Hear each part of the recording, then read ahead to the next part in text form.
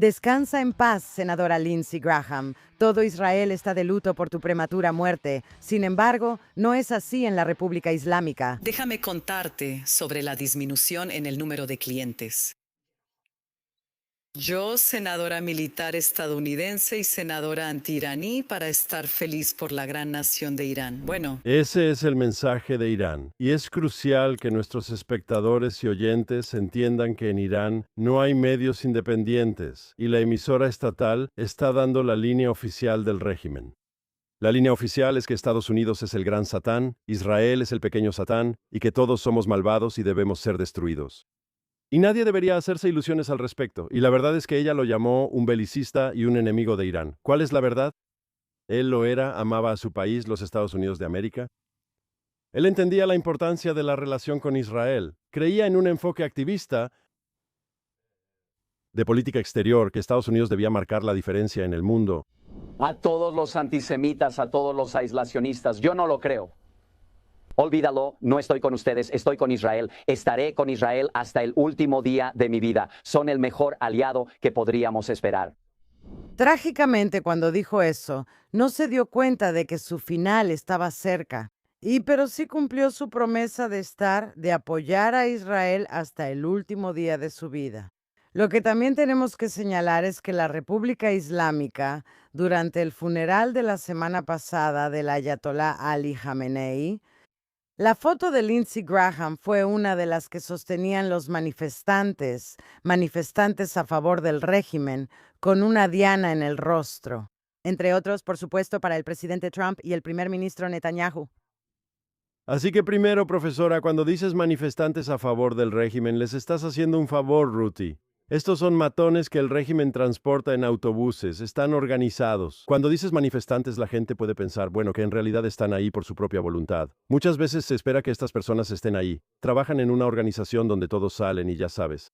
Así que manifestantes es la palabra equivocada. No sé cuál es la palabra correcta, pero si están apoyando al régimen y tienen fotos de Lindsey Graham con una mira, sí, son matones.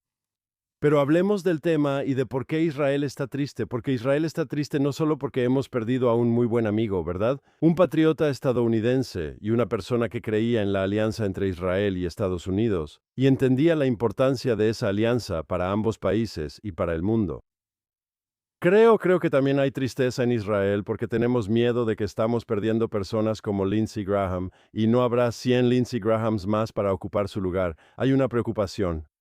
Primero que nada, vemos al Partido Demócrata y vemos que si quieres postularte para presidente, tienes que salir a decir que estás en contra de Israel y que odias a Netanyahu. Es casi como una prueba de fuego ahora si quieres ganar en una primaria demócrata. Y hemos visto senadores que no eran vistos, ya sabes, como de la izquierda del partido. Pero porque están considerando contiendas presidenciales, ya sabes, y postularse, tienen que empezar de esa manera. Diciendo, ya sabes, es casi como, ya sabes, se convierte en una especie de rito religioso. No voy a llegar a ningún lado en una primaria demócrata, a menos que diga algo negativo sobre Israel. Y por otro lado tenemos a los Groypers en el Partido Republicano y su gran audiencia en el mundo de los podcasts, sí, y así sucesivamente. Y hay una verdadera preocupación, creo, en Israel y en todas las personas que valoran la relación entre Estados Unidos e Israel, de que el fallecimiento de Lindsey Graham no se trata solo de él, sino de si estamos llegando al final de una era, de una amistad tan sólida e íntima entre ambos países. No, ese es un excelente punto.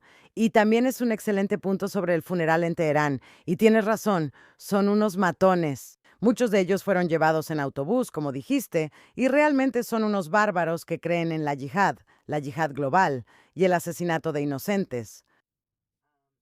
Sin embargo, lo que pasa con Lindsey Graham, y este es un punto importante, es que él había sido muy crítico con el presidente Trump en 2016, en el periodo previo a esa elección. Porque él mismo estaba participando en la contienda, en la primaria republicana, pero después de que Trump fue elegido, se fue acercando cada vez más a él. Lo había ridiculizado, lo había insultado, pero después llegó a admirar a Trump como presidente y desde entonces se ha mantenido leal a él, ha permanecido leal a él desde entonces. Tanto así que cuando Trump decía que estábamos dando todas estas negociaciones con la República Islámica una oportunidad a través de Steve Witkoff y J.D. Vance, Steve Witkoff y Jared Kushner, Lindsey Graham publicó en redes sociales que al principio fue a hablar con Trump y Trump lo tranquilizó, así que se sintió tranquilo. Y diré, yo estaba un poco nerviosa. Pensé, ¿eso significa que va a estar de acuerdo con todo lo que diga Trump? No, no creo que sea así. Lo que creo que pasó a puertas cerradas es que Trump lo tranquilizó diciéndole que si esas negociaciones no salen bien, lo cual probablemente suceda. Como Trump ha dejado muy claro estos últimos días que no se preocupe, no va a firmar nada que sea perjudicial para Estados Unidos o Israel.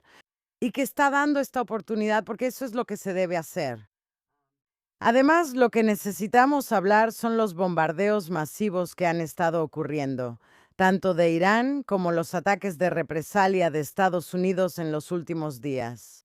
Así que en realidad es muy, muy interesante porque teóricamente lo que estamos, según el memorando de entendimiento y las personas que lo promovían y apoyaban entre Washington y Teherán, se suponía que íbamos a estar en un periodo de 60 días de calma.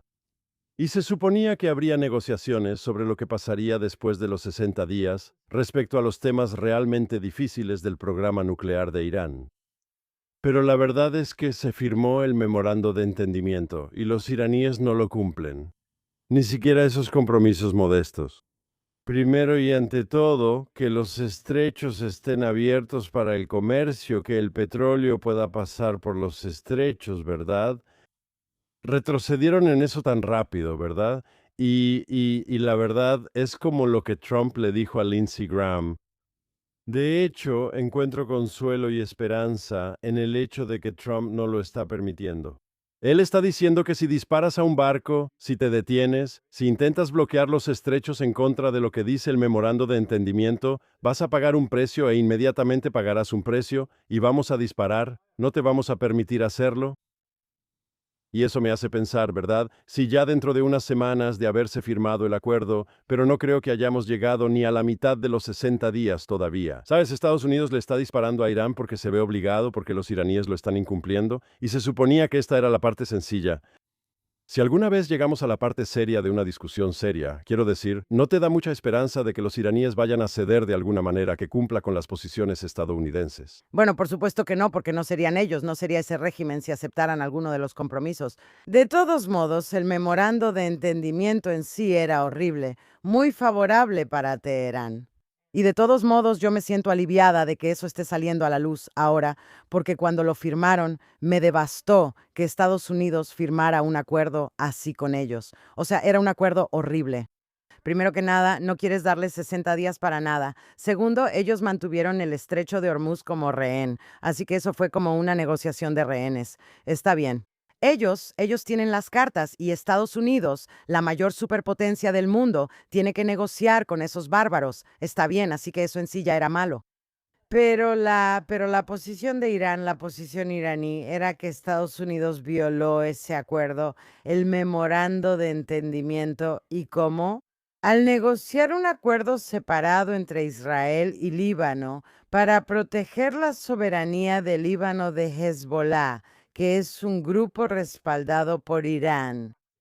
Y según el régimen en Teherán, eso está prohibido desde el punto de vista del memorando de entendimiento, porque se supone que no debemos hacerle daño a ningún grupo respaldado por Irán o por cualquier razón ridícula. Así que el punto es que es una suerte que lo hayan violado, porque en sí mismo es simplemente una farsa. Entonces dijiste que ellos, ya sabes, se quejaron del, ya sabes, el marco de paz que se acordó entre Israel y Líbano bajo el patrocinio estadounidense. Pero eso es solo una excusa, eso es una coartada, por supuesto, por supuesto. La verdadera razón, y esto debería hacer que todos se detengan a pensar, ¿verdad? Los iraníes están de acuerdo y firman en la línea moderna, sí. Ya sabes, los pakistaníes y los cataríes todos saben esto, sí, que los estrechos estarían abiertos. Y para gran parte del mundo que no les importa, ya sabes, los derechos humanos en Irán o el cambio de régimen o el programa nuclear iraní, aunque deberían pero tienen otras prioridades. Ellos están preocupados por los precios del petróleo. Si vives en la India o vives en China, ¿te preocupan los precios del petróleo? Si vives en Estados Unidos, probablemente también te preocupan los precios del petróleo. Y toda la idea y por eso Trump aceptó el compromiso, porque consiguió un acuerdo que abrió los estrechos. Y él dijo, los precios del petróleo van a caer en picada. Y luego los iraníes no cumplen ese compromiso. Y creo que esto solo demuestra, ¿verdad?, que no debemos tener ilusiones. Sé que tú no tienes ninguna ilusión, pero no debería haber ninguna ilusión sobre con quién estamos tratando. Y también diría lo siguiente. Si alguna vez va a haber un acuerdo con este régimen terrible sobre el tema nuclear, solo será por presión militar. Es solo porque sienten que no tienen otra opción, o, usando las palabras de Trump, están derrotados. Se ven obligados a hacerlo porque se retorcerán, se moverán, se deslizarán como una serpiente, haciendo todo lo posible por violar un acuerdo, incluso si aceptan un acuerdo. Y así, la única manera bajo este régimen de conseguir algo que limite su programa nuclear es que se vean obligados a hacerlo, así, por una fuerza abrumadora. Sí, militar y, por cierto, económica, creo, porque pienso que fue una vergüenza que Trump decidiera que el memorando de entendimiento también hizo que Trump liberara el suyo propio. ¿Sabes? Cuando Irán cerró el estrecho de Hormuz, Trump dijo, sí, ya verán, y les impuso un embargo para que no pudieran obtener ni vender petróleo. Así que fue una jugada inteligente porque en realidad estaba funcionando. Creo que la presión económica estaba funcionando, pero el problema era que los estadounidenses estaban presionando a Trump. Y tal vez con razón, como quieras decirlo, los precios del petróleo estaban subiendo. Pero también es interesante, hay dos cosas interesantes sobre eso. Una es que como el mercado de valores, ya sabes, el mercado de valores es muy psicológico. Así que si alguien dice que tal cosa va a pasar, a veces las acciones bajan en una noche o suben al día siguiente. Parece que lo mismo está pasando con el precio del petróleo. En cuanto Trump dice, está bien, el estrecho va a estar abierto. De repente dicen que el petróleo bajó a tal y tal precio por barril y al día siguiente el petróleo vuelve a subir a ese precio. Y eso sucede antes de que siquiera haya oportunidad de mover el petróleo a cualquier lugar, o sea, cruzar el estrecho o no. Así que me doy cuenta de que mucho de esto es psicológico. Así que obviamente tomaría un poco más de tiempo para que el precio del petróleo bajara. 5 minutos después de que Trump anuncie algo, eso no significa que el petróleo ya esté fluyendo, ¿verdad? Así que eso es interesante y lo otro es que creo que realmente necesitamos hablar sobre cómo en los últimos días hemos visto a la Guardia Revolucionaria iraní desatar una ofensiva por todas partes. Barcos en el estrecho de Hormuz, Qatar, Bahrein, Omán, ¿Dónde más? ¿Emiratos? los Emiratos. Adivina dónde hay un lugar donde ni Irán, ni Hezbollah, ni los hutíes, ni jamás han atacado, ni apuntado, ni lanzado nada. ¿Adivina qué país es ese? Así que ese es Israel, por supuesto, y puedes agregarlo a la lista de países. Ellos han atacado a Jordania, que es el vecino de Israel. Olvidé mencionarlo. Aparentemente atacaron una base estadounidense en Jordania. Sí. Y creo que esto es importante. ¿Por qué no están atacando a Israel? ¿Porque de repente nos aman? Por supuesto que no. Es el poder de toda la vida. Ya sabes, Hillary Clinton solía hablar mucho sobre el poder blando. No tiene nada que ver con este caso, no tiene nada que ver con el poder blando, esto es poder duro. Ellos están preocupados y con razón de que si dispararan un cohete contra Israel, Israel tendría una excusa para responder y responder con fuerza. Y para citar al presidente Trump, no tendría que ser proporcional, no tendría que ser proporcional al daño que le hicieron a Israel. En otras palabras, solo el simple hecho de que dispararan contra Israel. Incluso si derribáramos ese cohete, eso es un ataque a este país. E Israel podría responder, y podríamos responder de la manera que decidamos responder. Y creo que eso asusta a los iraníes. Y aquí les digo a todos esos europeos y a otros ya saben que durante años han dicho, todo es poder blando, conocerse y entenderse cuando tratas con personas como los iraníes. Tienes que ser duro, tienes que tener poder y ellos tienen que creer que estás dispuesto a usar ese poder si te atacan. Y que Israel ha estado seguro en estos últimos días, cuando ha habido todos estos combates, todo este intercambio de fuego. En el Golfo sí, y más allá, Jordania está en nuestra parte del mundo, no está en el Golfo, ¿verdad?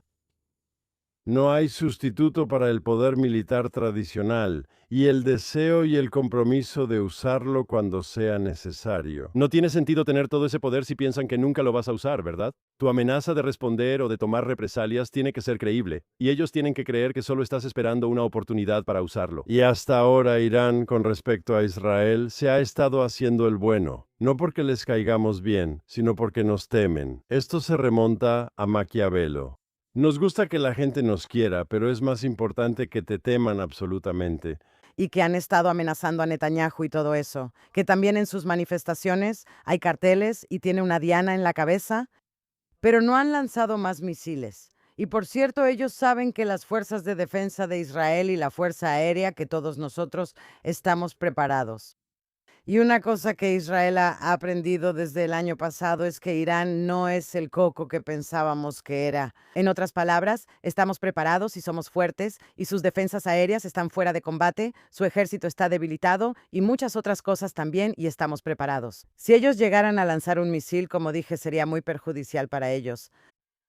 Pero esto nos lleva a otra palabra que puedes. Solo quiero agregar una cosa más. Sí. Esto muestra que los iraníes entienden el poder y le temen. Y esto en realidad plantea, ¿qué debería hacer Trump? Trump debería convencerlos, mediante el uso del poder, de que no tienen otra opción más que cumplir con sus obligaciones según el memorando de entendimiento. Y cuando lleguen a las negociaciones serias, si es que alguna vez llegamos a negociaciones serias sobre el tema nuclear, no tendrán otra opción más que desmantelar su programa. De lo contrario, enfrentarán la ira militar de Estados Unidos e Israel. Esa es la única manera en que esto puede funcionar.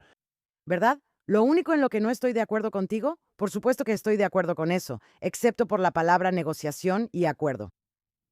Estados Unidos tiene que mostrarle a Irán quién manda y todo lo que dijiste es correcto. Tienen que saber que hay fuerza militar lista para usarse y que han perdido esta guerra, que de hecho la han perdido. Pero el problema aquí es que la percepción lo es todo en Medio Oriente. Cuando escuchan que Washington quiere negociar, lo ven como una debilidad. Lo que Trump necesita hacer es decir, si quieren vivir y quieren tener otra oportunidad de alimentar a su gente. Nos van a dar el polvo nuclear, nos van a dar cualquier cosa que pidamos, no tienen un memorando de entendimiento y no hay negociaciones. Nosotros ganamos, ustedes perdieron. Y en este momento, el régimen iraní no está recibiendo ese mensaje claro. Pero esto nos lleva a la palabra disuasión cuando dijiste, es cierto que Israel, su poder duro, etc. Sabes, es importante hablar de esto no solo antes de las elecciones intermedias en Estados Unidos, sino también de las elecciones que están ocurriendo en Israel. Van a suceder con aproximadamente una semana de diferencia, ¿de acuerdo? Ahora ya tenemos una fecha para la elección, esto será con una semana de diferencia. ¿Y por qué es esto importante? Porque los grupos anti-Netanyahu y anti-Trump están tratando de promover la narrativa de que nosotros, Estados Unidos e Israel, hemos perdido la guerra, cuando en realidad no hemos perdido la guerra. Una forma de hacer eso es decir, ven, hemos pasado todo este tiempo desde el 7 de octubre con lo que Israel hizo en Gaza y ahora estamos hablando de Líbano e Irán. Hemos pasado casi 3 años luchando y ¿para qué? No tenemos ningún poder de disuasión. Seguimos escuchando esto de los opositores, de las fuerzas de oposición, y en Estados Unidos también desde el New York Times hasta en todos lados. Esta idea de que hicimos todo esto para nada, porque perdimos, y creo que necesitamos aclarar eso por un momento. Así que sé que me hubiera gustado estar en una mejor situación hoy de la que estamos. Está bien, me gustaría ver a Hezbollah desarmado, quiero ver a Hamas desarmado, quiero ver que el régimen en Irán caiga. Esta es mi lista de deseos, ¿de acuerdo? Y comparado con mi lista de deseos, la lista de deseos de Mark Reagan, nos quedamos cortos. Y me hubiera gustado que desde el 7 de octubre estuviéramos en una mejor situación, ¿de acuerdo? Habiendo dicho eso, ¿hay alguna duda de que lo estamos con todo lo que ha pasado?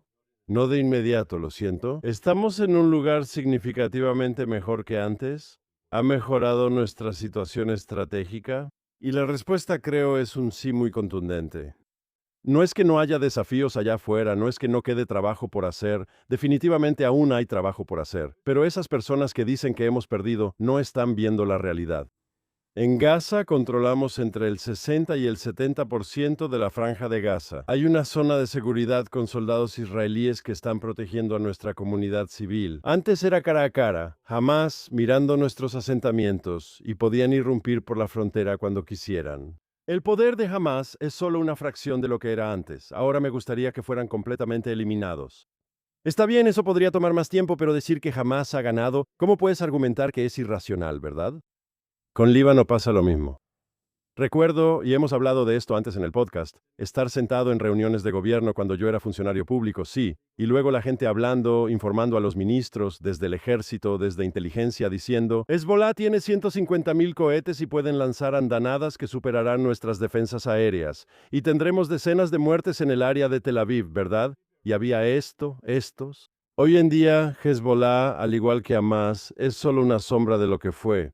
¿Sigue existiendo? Sí, queda trabajo por hacer. Sí, pero has debilitado sustancialmente esta amenaza. Era una amenaza tan grave para el pueblo de Israel, ¿verdad? Y para el pueblo de Líbano y para el mundo. Sí, y mira a Irán. Está bien, supongamos que mañana no se logra nada, ¿de acuerdo? Y espero que eso no sea cierto. Espero que todavía podamos lograr más, pero incluso en donde estamos hoy.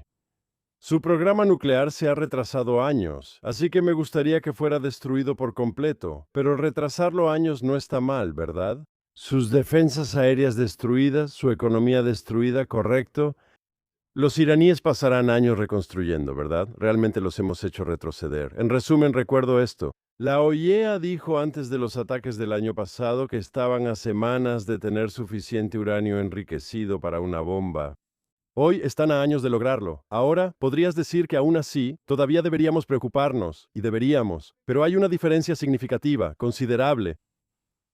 Diferencia entre estar a semanas de tener suficiente uranio enriquecido para una bomba y estar a años de distancia. Así que toda esa idea de que simplemente hemos perdido y que esto ha sido una pérdida de tiempo y esfuerzo y que los enemigos han ganado, nuestros enemigos. Todavía tenemos más trabajo por hacer, pero decir que estamos perdiendo esto es irracional. Bueno, es intencional, ¿de acuerdo? Porque tienes que prestar atención a las personas. ¿Qué voces están diciendo esto? Y estas son las voces que no quieren darle crédito al gobierno de Israel ni a Estados Unidos. La administración, el gobierno actual de Israel y el gobierno actual, la administración de Estados Unidos, no reciben ningún crédito por haber logrado algo. Así que, primero que nada, es político, no es solo irracional. En cierto sentido, es muy racional, ¿de acuerdo? Ese es un punto. Pero lo otro es que son esas mismas personas, ¿de acuerdo? Y voy a decir esto. Esto incluye a personas del ejército israelí, inteligencia, varios sectores y en la política de Estados Unidos. Son esas personas quienes en realidad prolongaron nuestra oportunidad de lograr la victoria total en todos los frentes, por cierto. Y cuando digo nosotros me refiero a Estados Unidos e Israel por los saltos al fuego y los aplazamientos. Y de nuevo, en Gaza, durante la guerra de Gaza, las cosas habrían ido más rápido si no nos hubieran atado las manos. Y lo mismo sucede hoy. Mucho de lo que está tardando demasiado y que aún no se ha hecho, etcétera, tiene que ver con que esas mismas personas que lo critican son las responsables de decir que se detenga. Así que, de alguna manera, quieres decir, escucha, no puedes tener las dos cosas. No puedes decir, ya sabes, bueno, te daremos otros 60 días y necesitamos hacer diplomacia y luego criticar el hecho de que aún no ha terminado, ¿de acuerdo? Porque considerando los éxitos militares de los últimos 2 años y medio, pensaba empezar desde la guerra de Gaza y continuar hasta hoy. Se habría logrado mucho más si no hubiéramos detenido tantas veces en el camino. Y eso no es culpa de las personas que querían decir, no, ahora no es el momento de detenerse, ahora no es el momento. Pero bueno, aún así nuestra capacidad de disuasión es mejor. La capacidad de disuasión de Israel es mucho mejor y la prueba está en los hechos. Está bien. No se han lanzado misiles contra nosotros en mucho tiempo comparado con el resto de la región. Entonces, primero que nada, digamos que estamos hablando en este momento y no sabemos qué va a pasar mañana. La disuasión es flexible, sí, y lo sabemos, pero es bueno que esté funcionando por ahora, ¿verdad? Y tal vez tengamos que hacer algo en el futuro para fortalecer esa disuasión. Sí, la disuasión siempre es algo que es fungible, flexible, es fluida. Esa es la palabra. Fluida. Y también, los iraníes y, ya sabes, Hamás y Hezbollah, eso que llaman el eje de la resistencia o el eje del terror, como quieras llamarlos, hacen cosas que son una locura. Como dijiste al principio de este podcast, hacia el principio, dijiste que el memorando de entendimiento entre Irán y Estados Unidos era a favor de Irán, ¿verdad? Y aún así lo siguen violando estas personas, ¿verdad? Incluso si les conviene mantener el acuerdo, no pueden. No pueden evitarlo. Ven un barco. Quieren, ¿verdad? No estoy diciendo que estén locos. Son inteligentes, sí, pero son peligrosos. Eso es lo más importante para mí. Ahora, Ewan mencionó antes brevemente que finalmente tenemos una fecha para las elecciones israelíes, que es el 27 de octubre, que es después de todas las festividades judías. Y lo interesante es que esto significa que este gobierno actual habrá cumplido su mandato completo. Ahora, para nuestros espectadores y oyentes estadounidenses, ellos dirán, ¿de qué está hablando Rick? Porque ellos piensan, ya sabes, que los presidentes estadounidenses son elegidos por 4 años y permanecen en el cargo hasta el 20 de enero y cumplen un mandato completo. Pero estamos en una democracia parlamentaria en Israel, como en Alemania, como en Gran Bretaña, como en Australia, como en Canadá. En Italia. Y los gobiernos a veces pueden perder su mayoría parlamentaria y caigan antes. No cumplen su mandato completo. Y en la historia de Israel, la mayoría de los gobiernos, no solo la mayoría, sino la gran mayoría de los gobiernos israelíes, caen antes de que termine su mandato. Y eso es porque tenemos representación proporcional. Y entonces tenemos muchos partidos y todos los gobiernos son de coalición. Y a medida que se acercan las elecciones, los diferentes partidos en la coalición quieren mostrar por qué son diferentes de los demás, porque quieren a sus votantes, quieren movilizar a su base. Y por lo tanto existe esta tendencia natural de que los gobiernos se desintegren. El hecho de que este sea uno de los pocos gobiernos israelíes que ha cumplido su mandato completo, considerando la crisis por la reforma judicial y luego la masacre del 7 de octubre, y con razón se señaló al gobierno. Ya sabes, ¿qué está pasando aquí? Ustedes son responsables. No solo los críticos, los simpatizantes del gobierno estaban asombrados, sí. Sí. Y luego tuvimos el drama de los rehenes. Y luego todas las crisis desde entonces, y los combates en Gaza, y los combates en Líbano, y los combates en Siria, y los combates en Irán, y los hutíes. Y pensarías que este gobierno debería haber caído antes. Y es irónico que este haya resultado ser uno de los gobiernos más estables en la historia de Israel. Sin duda. Solo quiero terminar con una nota interesante sobre la que no puedo decidir qué pensar.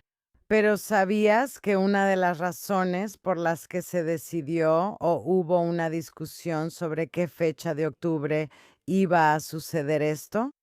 Y había representantes del gobierno que no querían que sucediera el 27 de octubre porque el número 7 les recordaba al 7 de octubre. Y sabes, esto realmente se discutió, como dije, que tal vez debería ser el 6 o el 8. No lo sé, es posible. No revisé qué día de la semana es, pero ya sabes que las elecciones en Estados Unidos suelen ser en martes, etcétera. Pero realmente hubo una discusión como de qué. No pensamos en el 7 de octubre cada minuto desde que sucedió. Nosotras sí. No necesitamos el número 7 para recordarnos eso, ¿verdad? Para nada. Y creo que la otra buena noticia es que tenemos una elección y tenemos una fecha, así que todos esos israelíes ya pueden planear sus vacaciones de octubre, porque los israelíes, a diferencia de los estadounidenses, australianos y otros, no pueden votar en el extranjero. Tienes que estar en Israel el día de las elecciones para poder votar. Y hay una razón para eso, creo que lo discutimos en un podcast anterior. Pero eso significa que ahora pueden hacer planes. Yo puedo estar en el extranjero, puedo ir de visita, puedo ir de excursión, puedo hacer lo que quiera. Si regreso aquí el 26 para votar el 27, todo está en orden. Con una salvedad. Una salvedad. Una salvedad es porque yo también me sentí así. Y tengo familiares, pensé, bueno, ahora ellos pueden venir aquí o lo que sea.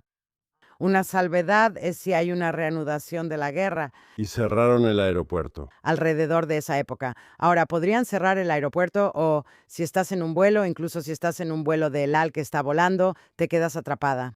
Vimos a tantas personas quedarse atrapadas, ya sea en Israel o en el extranjero. Y por eso incluso yo tengo esa especie de incertidumbre, porque para octubre no sabemos qué va a pasar. No sabemos, como dijiste, ni siquiera sabemos. Nuestro podcast podría estar desactualizado para cuando salga al aire, en términos de disuasión, en términos de guerra, así que no sabemos, pero esa es una salvedad. Pero terminaré con un punto, porque hemos llegado al final de nuestro tiempo. Todos presumen que si Trump quiere golpearlos fuerte, lo hará después de las elecciones de medio término. ¿Correcto? Eso es lo convencional. Podría estar equivocado, pero esa es la idea generalizada que hay, ¿verdad? Que puede golpear. Una vez que las elecciones de medio término hayan pasado, puede arriesgarlo todo, ¿verdad? Lo que significa que hasta esa primera semana de noviembre, tal vez haya una posibilidad de que todo esté tranquilo. A menos que no le dejen otra opción, ¿de acuerdo? Otro intento de asesinato. Ya ha habido algunos en su contra. Y otra cosa más. Eso no significa que Israel no vaya a ser un objetivo o que Israel no vaya a atacar a Irán. Esa parte no la sabemos. Tienes razón sobre Trump, posiblemente sí y posiblemente no. Pero eso no significa necesariamente que Israel no vaya a estar en una situación en la que volvamos a estar en refugios antiaéreos. Pero si te dijera, obviamente hubo una provocación iraní que fue, ya sabes, pero desde el punto de vista de Netanyahu, no lo veo haciendo algo una semana antes de las elecciones si pensara que de alguna manera podría perjudicar a Trump. Estoy totalmente de acuerdo con eso. Y por supuesto, ni siquiera él querría hacer algo justo antes de nuestras elecciones porque no querría ser acusado de hacerlo para ganar capital electoral. Eso es lo que siempre dicen sus enemigos. Ante la duda, Netanyahu irá a la guerra y así conseguirá más votos. Eso es una tontería, pero es algo que imagino que él estaría tomando en cuenta. Y estoy seguro de que en las próximas semanas y meses hablaremos más sobre la política israelí. Ojalá lo hagamos de una manera que no aburra a las personas que son nuestros fieles oyentes y espectadores. Ojalá no sea hasta la próxima semana. Y tú estarás viajando. Así que lo haremos mientras yo esté en el estudio y tú estés en el extranjero. Correcto. Lo haré con mi laptop. Espero hablar contigo entonces, Ruthie. Igualmente, Mark.